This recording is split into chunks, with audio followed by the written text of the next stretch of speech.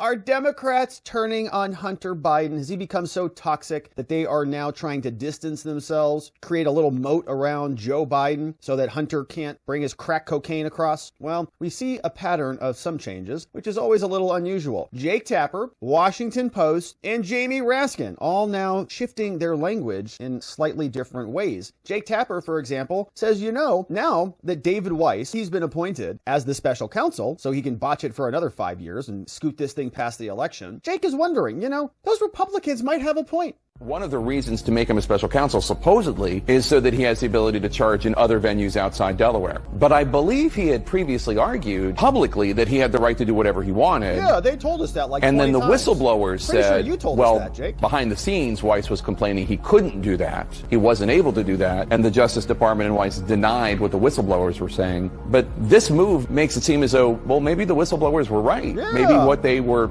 alleging is true, and he didn't have the ability to charge wherever he wanted to charge. And now he does. So I do have a lot of questions about that, and I do think some of the political questions being raised by Republicans have merit. They do have merit. Bingo! They got it. So he's finally had a moment of clarity. Probably it lasted those 45 seconds. Don't expect much more of that. But that was from Jake Tapper. Washington Post had another story on this too. They said the same thing from their opinion columnists, so-called. They said Hunter shouldn't get special treatment. They say that Garland announced on Friday, this is the Washington Post speaking, that David Weiss of Delaware is going to be appointed as special counsel. They say this was the right move. Okay. Should encourage Americans that the process will be independent and transparent, and it's more likely to be fair. Such assurances might not have been necessary at the beginning, but they became more important after the plea agreement fell apart under judicial scrutiny once it was rigged. Initially appearing reasonable to these people, the deal turned out to include peculiar details, suggesting critics might have been justified to suspect that Mr. Biden was being given special treatment. The plea deal would have been required the presiding judge to comply or to act as like a judge over breaches of the deal. There were differing views about whether he could face charges under the deal and the diversion agreement. Hunter thought one thing and the prosecutors evidently thought another. I don't believe that. I think they knew what the deal was, but the judge just made them say it, and they couldn't say it out in the open. And so when they made the prosecutor say that it wasn't as broad as Hunter thought it was, it caused a chasm. They just didn't have the story straight behind the scenes. They should have told Hunter, he's going to say all this stuff, just ignore it. Meanwhile, 2 IRS whistleblowers claimed they were not allowed to pursue these investigations. They say here at the Washington Post that Garland's move was justified. He's going to be authorized to produce a report and all the things. And they say he has all the independence and resources he needs. Okay, actually, that was actually a worse article than I even suspected it was going to be.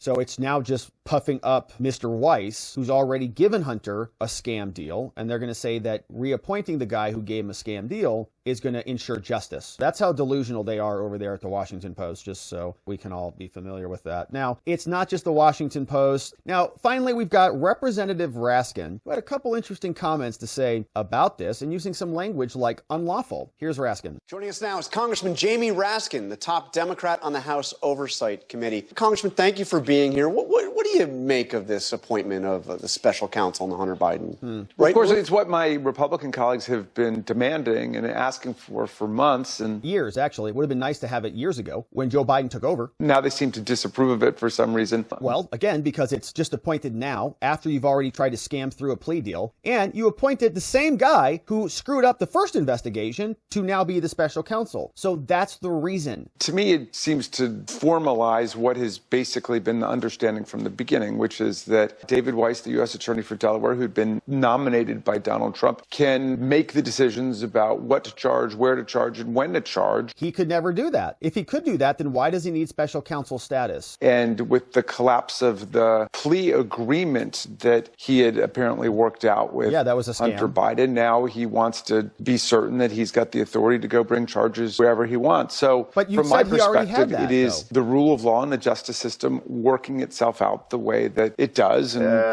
obviously it's bumpy and this side or that side Yeah, it's bumpy when you doesn't rig it. necessarily prefer this course of events. But our job, I think, as political people is to allow the justice system to run its course. No, because you have commandeered the justice system. You have fake deals that are rigged in favor of the president's son. So this is where Raskin says, yeah, Hunter may have done some unlawful things. And this is new language. They're not usually admitting this. So I want to ask you more on the stuff that the Republicans have been highlighting regarding Hunter Biden. We saw Joe Biden at one point say that Hunter Biden had no dealings, got no money from China. We now see from Hunter's own words got a lot of money. That's not true. Does any of this raise concerns for you? The money from Ukraine, the money from China, the money from Russia. Does any of this... Drugs, hookers, crack, all of that as part of the operation? Any of that stuff matter? Whether or not it's criminal, whether or not it warrants special counsel status, are you concerned about this stuff? Here's what I'm concerned about. During the Trump administration, we saw the development of... What are you talking about? What?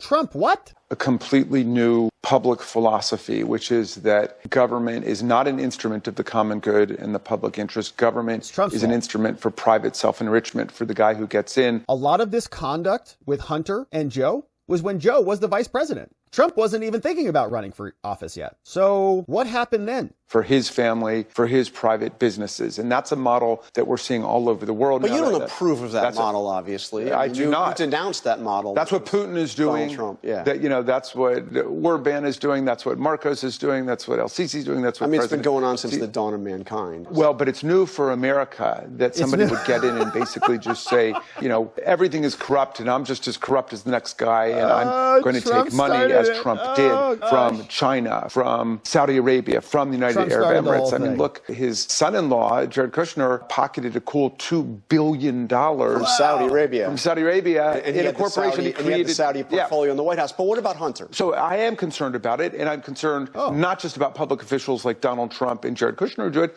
but even family members who water ski along for the ride. And I have been begging my colleague, Chairman Comer, for us to do a serious analysis of what the laws should be about money making. And you would take part in a serious investigation. Yes, of course we would. And we're going to release a report about all of the foreign government emoluments, millions of dollars. We can document that Donald Trump pocketed at the hotels, at the golf courses through business deals when he was president, and that his family got. But they've not laid a glove on Joe Biden as president. They haven't been able to show. He's like, hey, first of all, what these Republicans are doing is so partisan and corrupt, and Trump weaponized this whole thing. So if they want to get down to a serious conversation about this, we're happy to do that. And as part of the serious conversation, I can't wait to talk about how evil and corrupt Donald Trump is. And I'll be better than the Republicans, who are just sitting there talking about how evil and bad the Democrats are. Break this guy.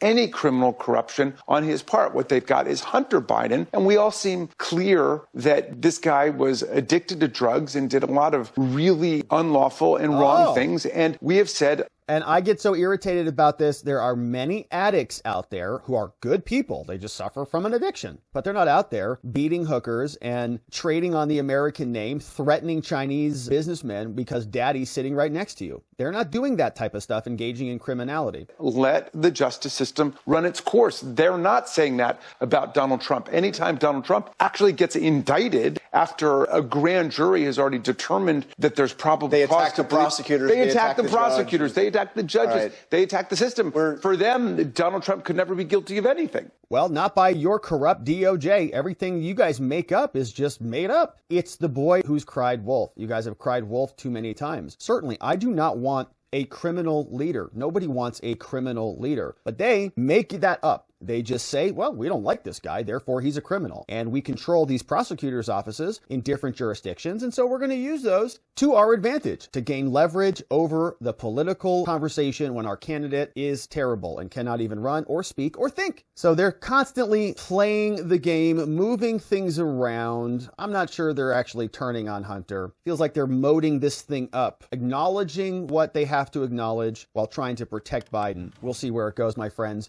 There will be a lot more on this. Thank you for subscribing wherever it is you're watching this, and we'll look forward to seeing you on the next one.